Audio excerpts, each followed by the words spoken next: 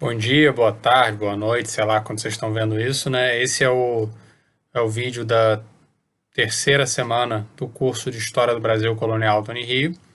Nas semanas anteriores, nos vídeos, áudios anteriores, a gente viu, a gente estudou, a gente discutiu primeiro como a historiografia sobre o Brasil colonial se formou, focando especialmente nos clássicos da década de 30 a 40, depois da profissionalização da historiografia. A gente discutiu Gilberto Freire, Caio Prado Júnior, Fernando Novaes, João Fragoso, e depois, na aula seguinte, a gente discutiu o processo de expansão marítima portuguesa.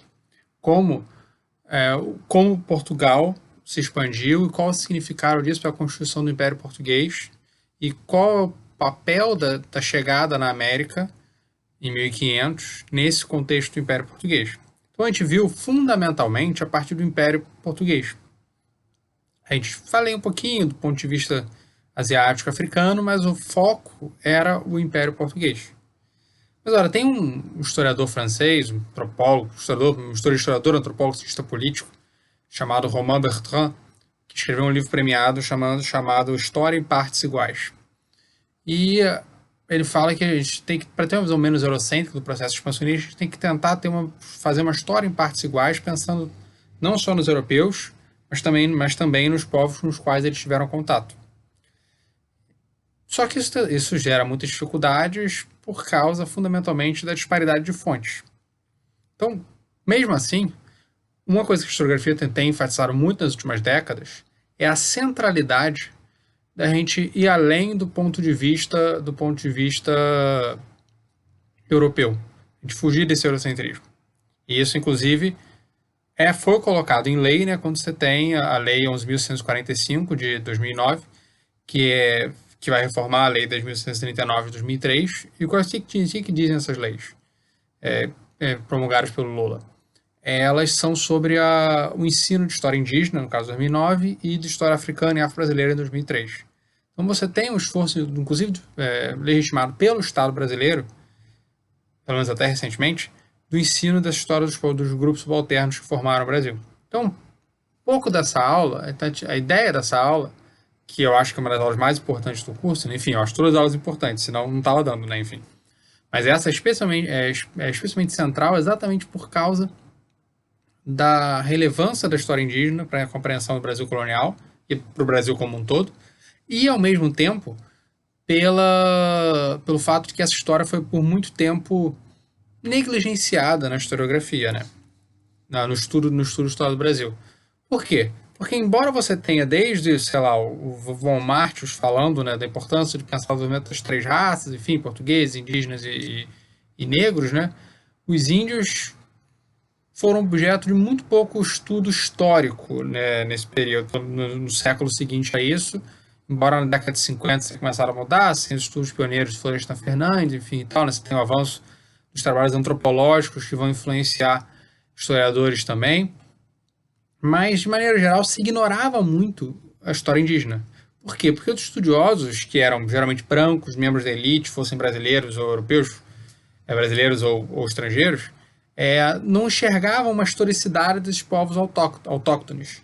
Eles viam esses povos como parados no tempo. Enfim, uma frase simbólica disso é do Van Haga, né? De tais povos na infância não há história e, portanto, subentende-se, não há futuro, há só etnografia, só como se esses povos indígenas estivessem num presente eterno, que eles fossem imutáveis e qualquer mudança eles deixariam de ser, portanto, indígenas. Então, como é que se fazia essa história indígena? Fundamentalmente era o que o João Monteiro, o maior historiador indígena, o maior historiador sobre os indígenas do Brasil, que felizmente morreu precocemente em 2013, ele descreveu como uma crônica da extinção. A ideia de que esses povos indígenas estavam fadados a desaparecer. Eram povos imutáveis e que a única coisa que a gente podia fazer era relatar como tinha sido o processo de mudança. E isso era verdadeiro tanto entre aqueles que eram simpáticos aos indígenas, aos povos originários, como John Hemmings, um historiador americano, acho que é americano, não tem sido americano ou britânico, ou os que eram simpáticos aos conquistadores, como Van Haga, né? Afinal das contas, o etnocentrismo dificultava muito o desenvolvimento de uma história indígena, uma história indígena verdadeira. Mas isso. Então o que acontecia? Os indígenas eram, digamos, duplamente violentados pelos processos históricos propriamente ditos e pela história-disciplina, que os viam como vítimas passivas, como bons selvagens ou como bárbaros sanguinários, dependendo da, dependendo da sua inclinação política. E essas visões que retiravam a capacidade de agir dos indígenas, elas eram perfeitamente compatíveis com políticas indigenistas autoritárias, que queriam moldar os indígenas, forçá-los a se deslocar, forçá-los a se assimilar, queriam descaracterizá-los, queriam até exterminá-los. Então, a maneira como a historiografia viu os povos originários do Brasil está muito ligada à maneira como esses povos originários foram tratados pelo Estado e pelas elites brasileiras. E, em maneira geral, essa é a visão que predominou por muito tempo nos livros didáticos. Está começando a mudar? Tá. Mas mesmo livros didáticos mais recentes, acho que dão muito menos relevância a esses povos indígenas do que deveriam. Quando eu fui aluno no colégio, ou quando eu dei aula no colégio também, que eu formei no ensino médio em 2003 e o último ano que eu dei aula no ensino médio foi em 2011. E de maneira geral, o que tinha, né? O que ficava marcado, né? Enfim, era basicamente o indígena aparecia só na época da chegada, escrito de forma estática, depois tem o escambo, em que eles aparecem como enganados, ingênuos, e depois como escravizados. E logo depois eles desaparecem. Nunca mais tem índio na história do Brasil. Parece que os índios sumiram depois que foram escravizados pelos bandeirantes. Essa lei, 11.145 de 2008, 2009, está mudando isso, mas acho que ainda é um processo em curso, que ainda precisa avançar bastante, né? Enfim. Eu lembro quando teve a cerimônia de abertura das Olimpíadas de 2016, né? O Eduardo Vieira de Castro, antropólogo, um dos maiores antropólogos brasileiros, que vai ser mencionado depois mais na frente na aula, ele comentou no Twitter que o que esse pessoal não entende, que estava fazendo a abertura, é que os povos indígenas não estão só no início da história do Brasil, mas no meio e no fim. E isso até, essa frase ficou na minha cabeça e até me fez pensar se eu deveria mudar essa aula.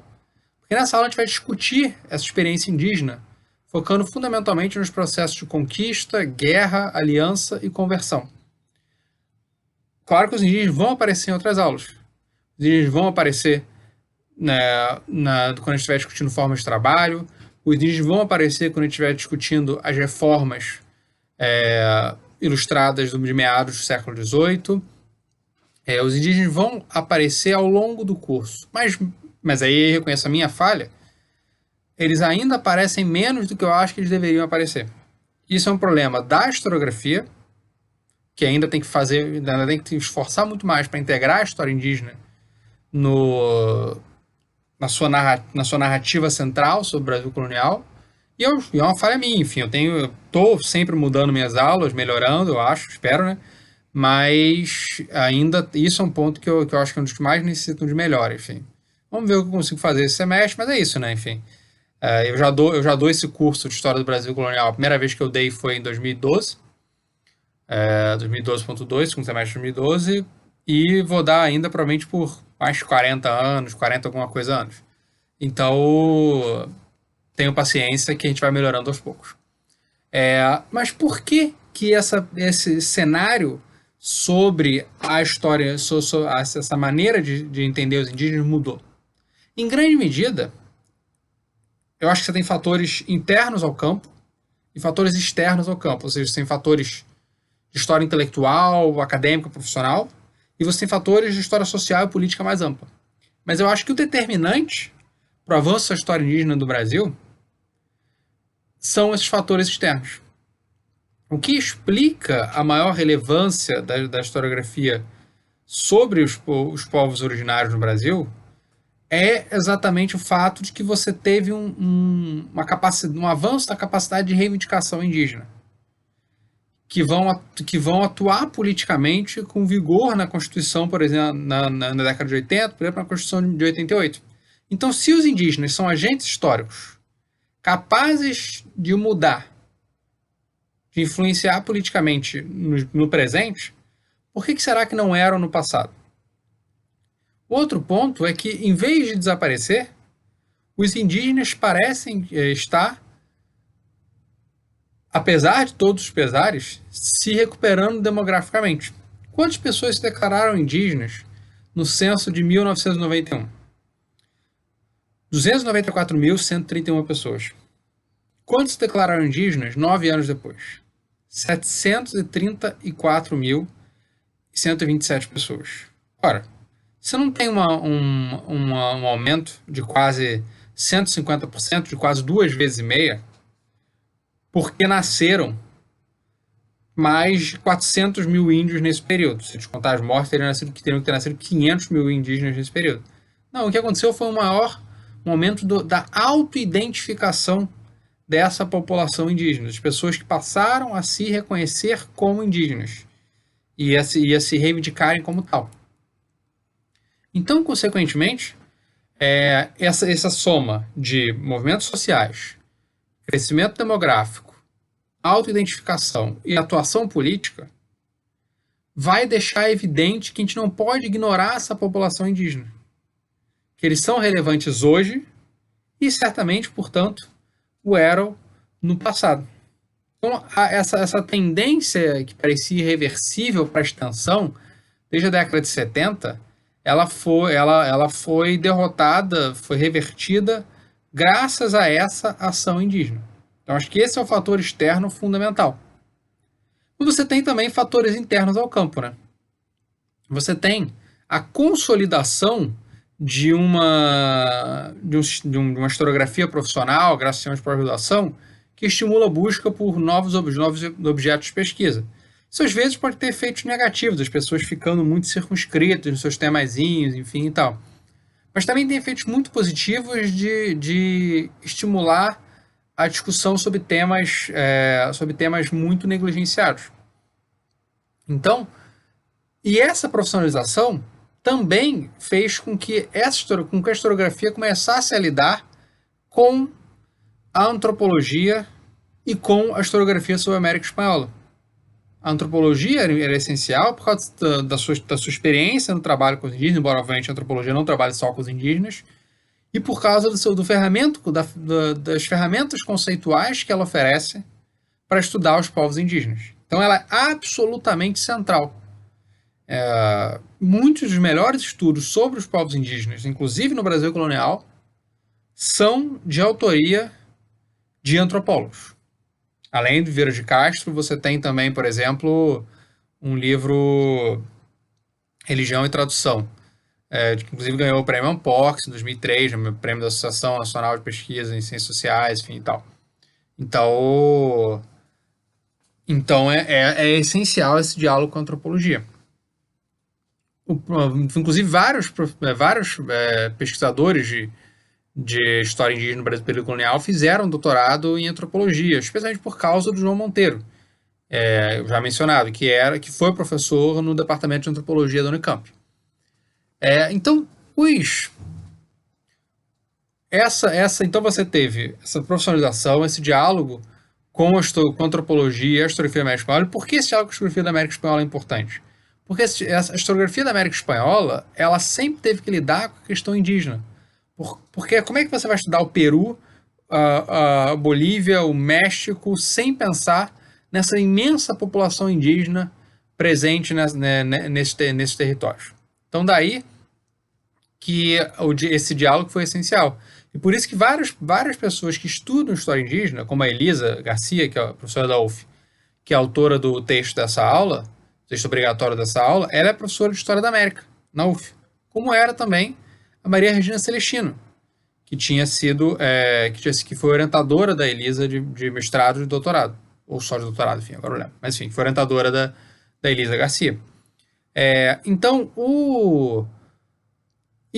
Outro fator interno também, né, foi que tem a ver também com uma certa abertura da universidade, começou lentamente a receber um público ligeiramente menos elitizado, muito ligeiramente, até os anos, até o início das cotas, muito ligeiramente menos elitizado.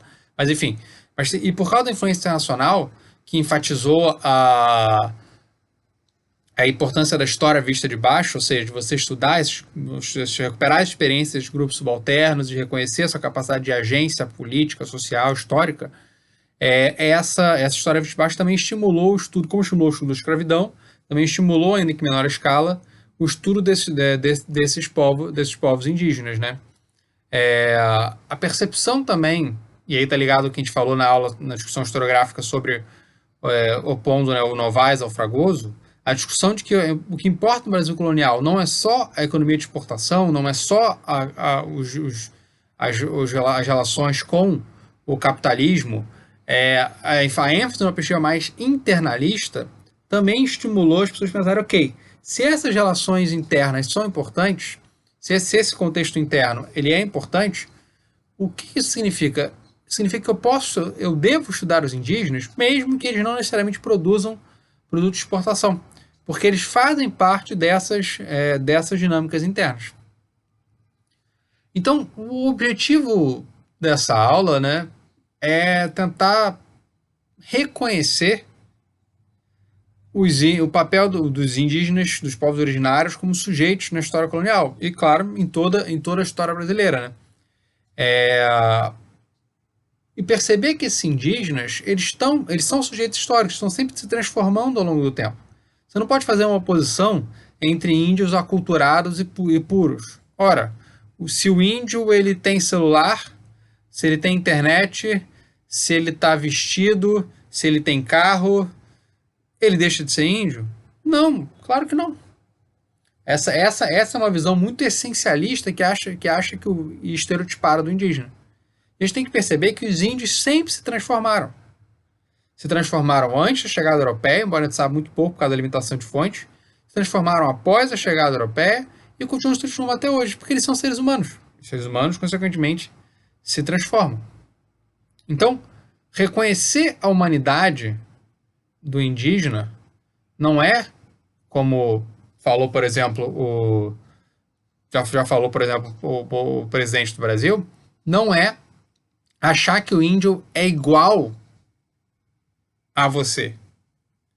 É perceber que o índio é um indivíduo, é uma coletividade, com cultura, com grupo, com padrões de comportamento, mas que se transforma ao longo do tempo e que isso é legítimo.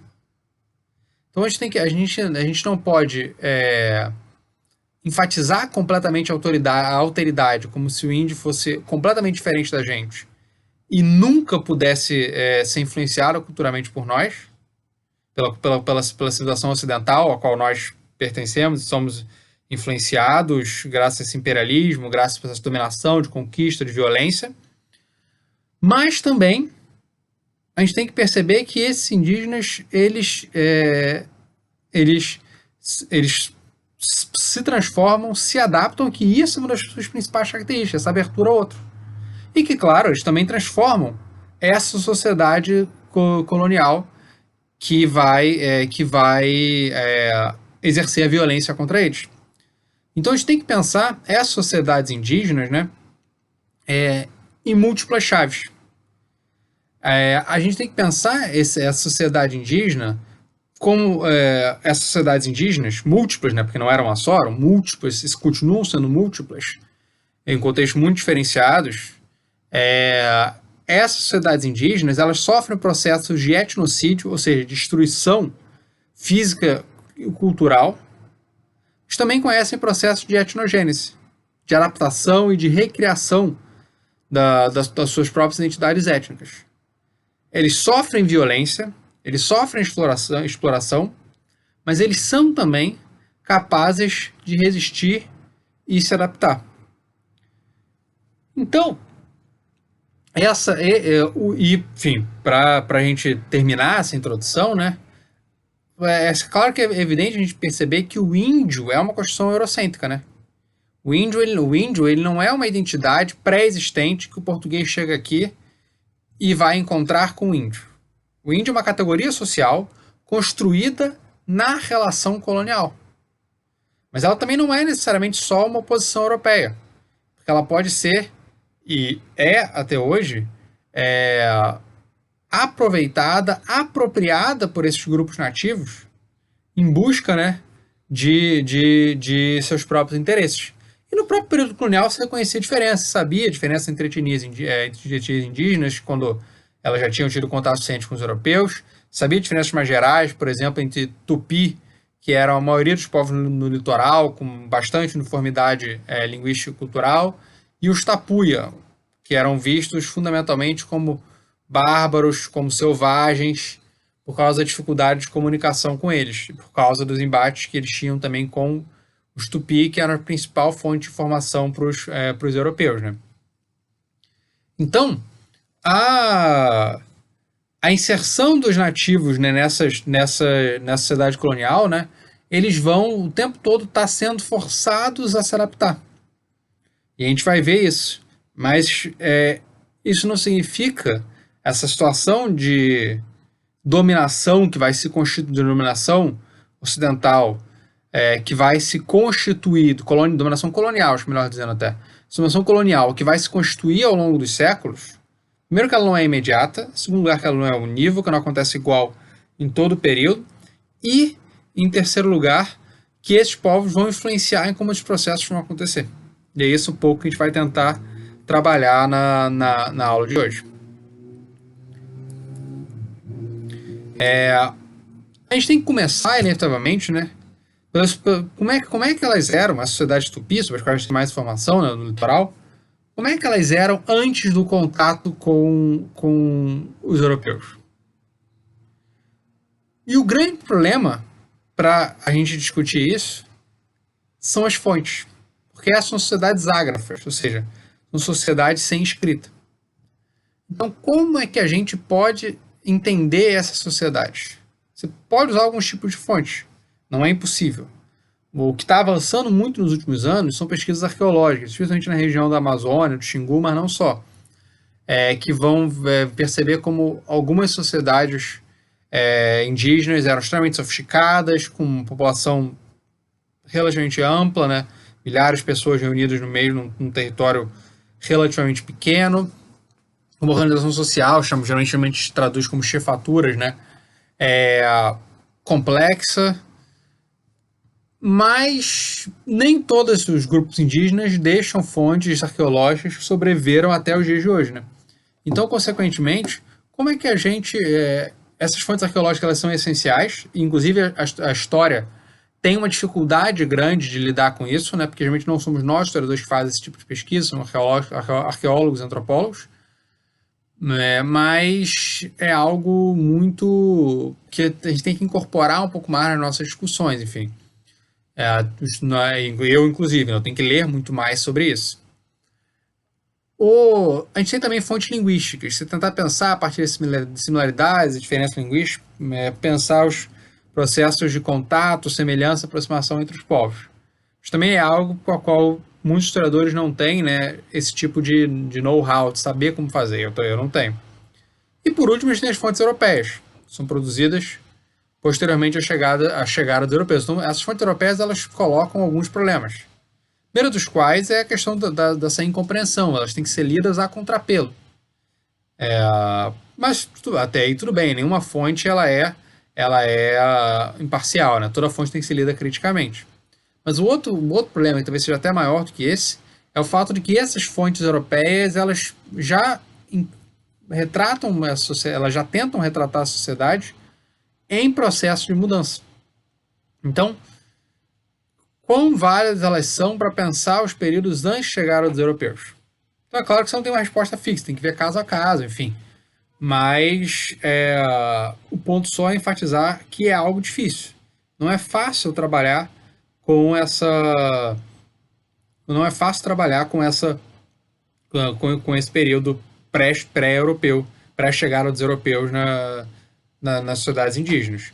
Às vezes, quando eu dava aula, especialmente para ciências sociais, alunos perguntavam, mas e as fontes orais e a discussão? As fontes orais, elas são importantes, elas são essenciais, porque elas principalmente te ajudam a ter uma sensibilidade antropológica maior, e acho que essa é uma grande vantagem dos antropólogos.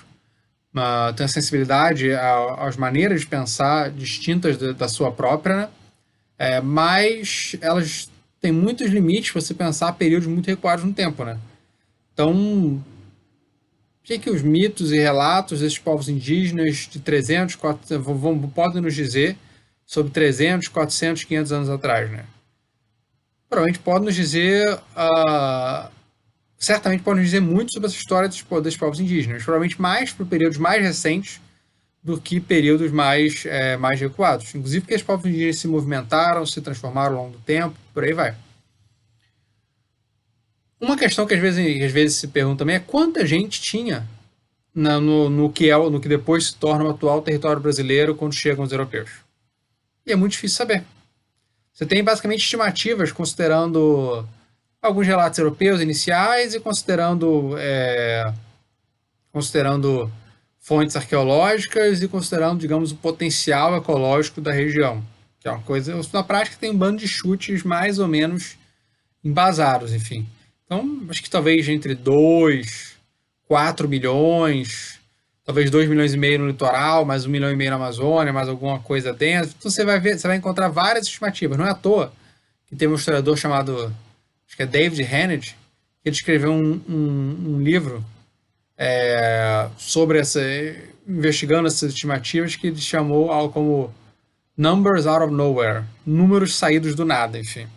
Então é isso, a gente tem muito, a gente não sabe direito, assim, acho que entre 2 e 4 milhões, que já é uma estimativa bem vaga, né?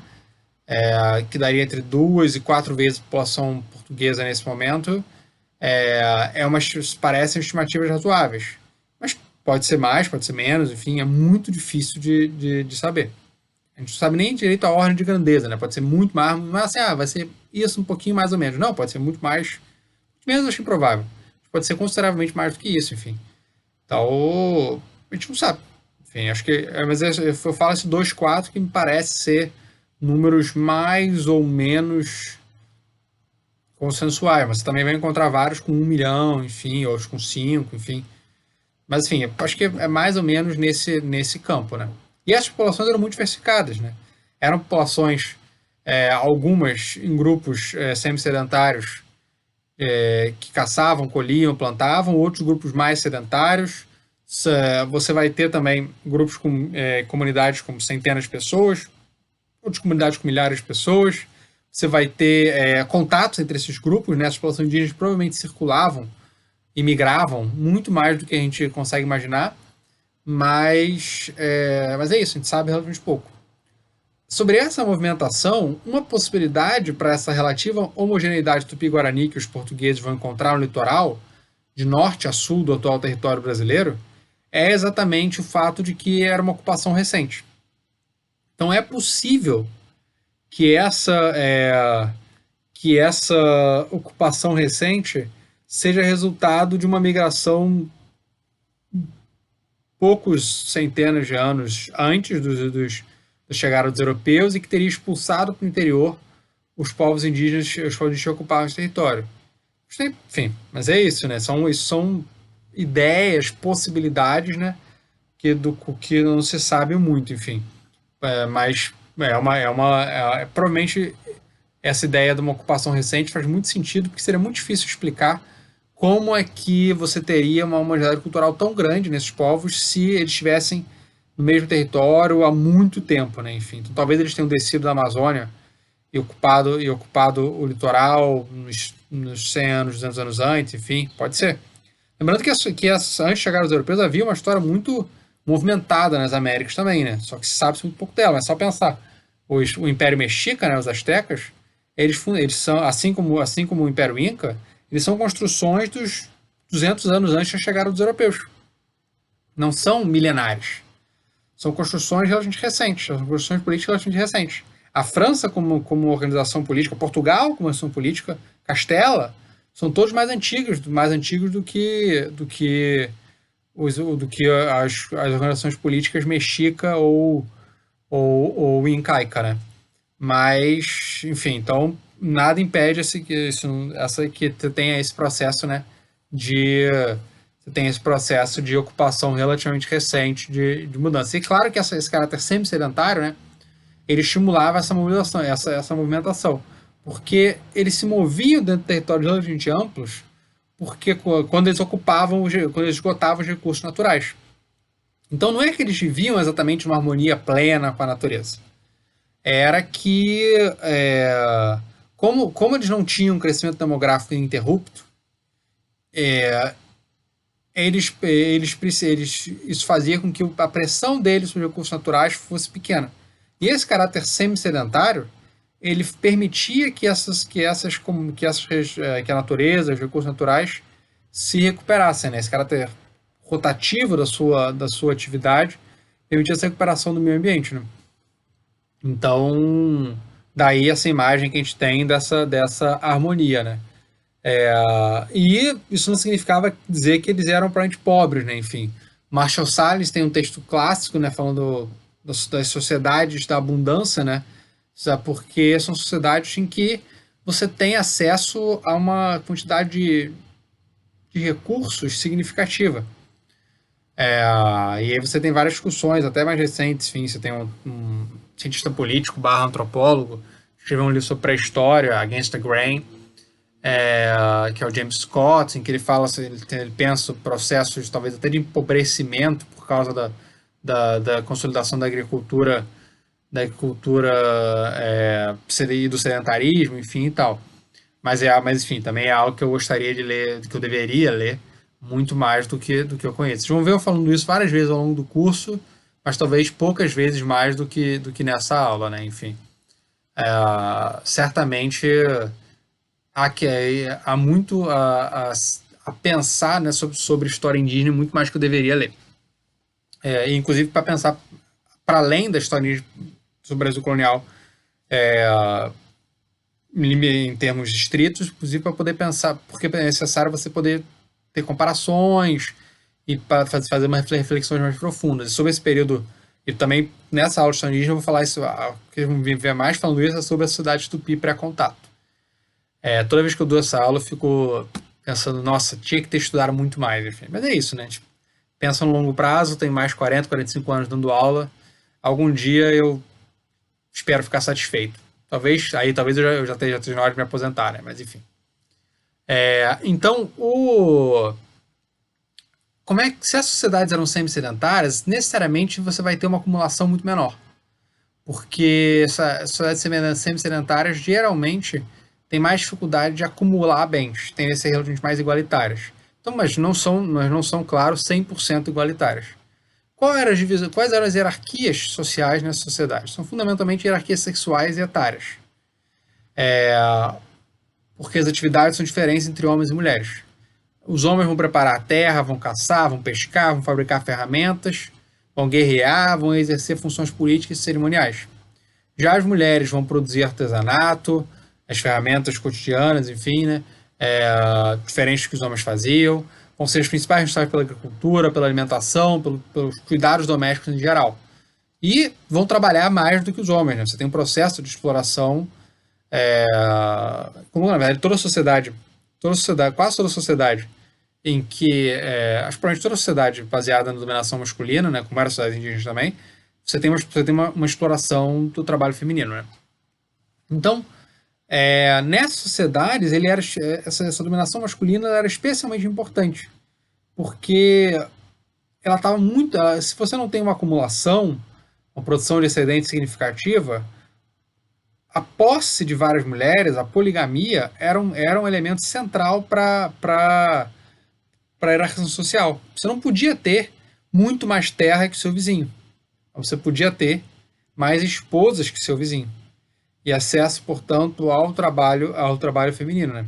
Então, uma das principais funções dessas relações de parentesco era exatamente você obter o acesso ao trabalho feminino. Porque caso você não tivesse, você teria que se inserir de maneira subordinada noutra parentela, né? Enfim. Mas esse acesso ao trabalho não era normalmente um acesso ao trabalho para acumular. O trabalho feminino, o acesso ao trabalho feminino podia ter uma função, por exemplo, de você conseguir produzir excedentes para doar, para dar porque dar obriga, né? A dádiva é um elemento central nessa sociedade, né? Enfim, aí tu pensa essa frase de que é obrigado a dar porque dar obriga, né? Derivada enfim, a paráfrase mais ou menos do estudo clássico, que já tem 100 anos, do Marcel Mauss, né? Um ensaio sobre a dádiva, um ensaio sobre o dom, que é uma temática que vai influenciar profundamente a antropologia no século seguinte, enfim. Talvez o melhor livro sobre isso é O Enigma do Dom, do Maurice Godelier, antropólogo marxista francês. Certamente foi o melhor que eu li, né? Enfim. Então, por que a dádiva era importante nessa sociedade, né? Porque exatamente o fato que você não tem uma hierarquia social fixa baseada na acumulação. Você não tem também um aparato estatal. Como é que você constrói e reforça laços sociais? A partir da dádiva. E a dádiva, ela é um elemento central de reforço de laços sociais até hoje, né? Por que a gente dá presente? A gente dá presentes para reafirmar nossos laços sociais com os outros. E por que as pessoas podem ficar com raiva da gente se a gente não gosta dos presentes que elas dão pra gente? Se a gente não gosta, se ela não gosta do presente que você dá para ela, ou se você não gosta do presente que ela dá para você. Porque isso é visto como uma ofensa à própria relação social, como se você estivesse menosprezando essa relação. Então, a dádiva, ela é importante para reforçar laços sociais. Só que hoje em dia você tem múltiplos laços sociais para além da dádiva. Você tem laços monetários, você tem relações de trabalho, você tem relações políticas, que existiam em algum grau também na cidade, mas talvez, provavelmente, secundariamente em relação à dádiva e ao parentesco, que eram os dois elementos centrais, né, da construção dessas etnias, né, que eram muito descentralizadas. Então, a maneira de você estabelecer esses laços, consolidar esses laços, era exatamente através através do parentesco e da dádiva. Você não tinha, né, então, um rei indígena que controlasse todo um território gigantesco, enfim, tal. Você podia ter chefes que lideravam várias etnias diferentes, várias comunidades diferentes, em contextos específicos de conflito. Mas você não tem nada equivalente a um rei, o rei da França, o rei de Portugal, enfim, que tem autoridade sobre, que não controle, mas que tem autoridade sobre milhão, 2 milhões, 10 milhões de pessoas, enfim, você não tem nada disso. Porque essa chefia é muito difusa, exatamente porque você não tem um aparato estatal de coerção. Então as decisões políticas frequentemente são coletivas, né? E mesmo os chefes, eles lideram porque as outras pessoas... A liderança, ela sempre depende de um reconhecimento social. Por que um presidente é presidente? Porque a sociedade o reconhece como presidente. E ela reconhece como presidente por causa das estruturas institucionais e do poder coercitivo que ele tem. Mas as estruturas institucionais formais são muito limitadas nas sociedades indígenas. Também são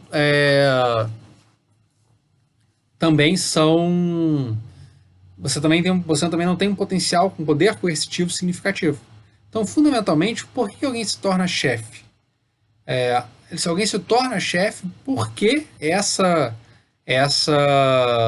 comunidade o reconhece como tal? Então, o status de chefe não era um status atribuído, herdado. Era um status fundamentalmente conquistado.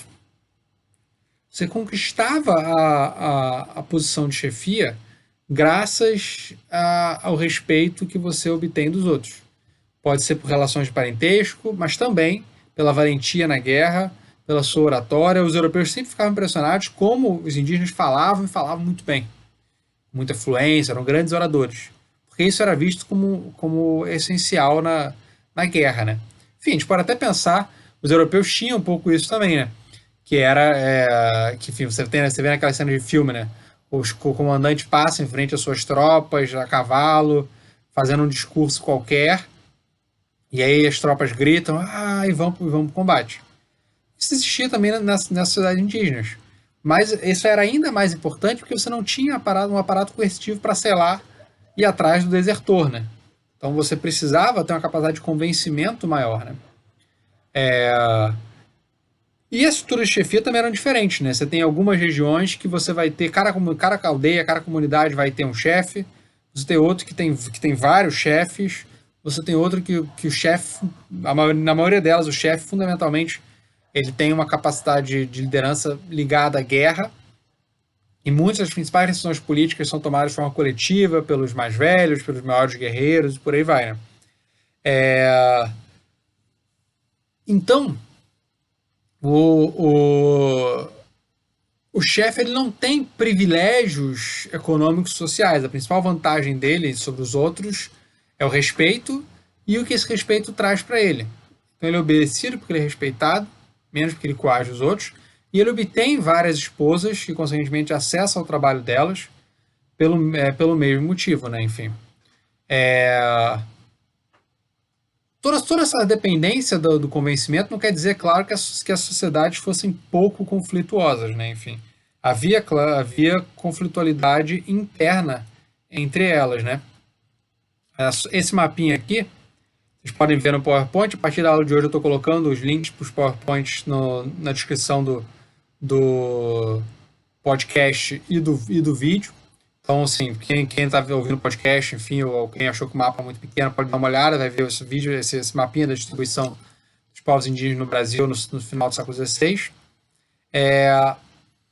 E essa citação que eu vou ler agora é de um dos mais famosos viajantes no Brasil, Hans Staden, né? Enfim, que é um livro que já foi adaptado, tem várias edições, enfim, e tal. E aí o Hans Staden, esse ferrenho alemão que ficou por um tempo prisioneiro dos índios, né? Foi quase sacrificado algumas vezes e tal. Ele vai dizer o seguinte: não há divisão de bens entre os índios. Nada sabem de dinheiro. Sua riqueza são penas de pássaros. E quem tem muitas é que é rico. Quem traz pedras nos lábios entre eles é dos mais ricos. E aí você tem a dificuldade que... Você está vendo aqui o quê? Significa que a pedra, a pena, exerce a mesma função que a moeda na sociedade europeia? Não. O que está acontecendo aqui na prática é perceber que esse europeu está tentando interpretar o que ele está vendo nas sociedades indígenas a partir dos seus padrões, uma visão profundamente etnocêntrica, e que essa visão faz com que ele não compreenda propriamente essa sociedade. Considera um homem sua maior honra capturar e matar muitos inimigos, o que entre eles é habitual. Traz tantos nomes quantos inimigos matou, e os mais nobres entre eles são aqueles que têm muitos nomes. Então ele está associando esse prestígio à nobreza. Só que a nobreza europeia tinha um caráter muito mais hereditário, que não funcionava, né, nessas sociedades indígenas, né, enfim. Tem um trecho aqui também, tirado por sua vez de uma fonte da História da Missão dos Padres Capuchineiros do Maranhão, que é a fonte primária dessa aula, que a gente vai discutir na nossa reunião semanal, na próxima reunião. E aí é um ancião discutindo com um missionário francês, Padre Capuchin. Bem sei que esse costume do sacrifício é ruim e contrário à natureza, e por isso muitas vezes procurei extingui-lo. Mas todos nós, velhos, somos quase iguais e com idênticos poderes.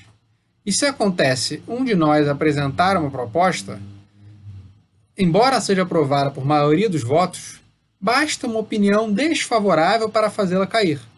Basta alguém dizer que o costume é antigo e não convém modificar o que aprendemos dos nossos pais. Então, esse retrato é uma maneira mais precisa, né, provavelmente, de entender essa sociedade, esse relato, que supostamente está sendo reproduzido do que um indígena disse pro francês, do que, às vezes, as visões preconceituosas dos europeus, né?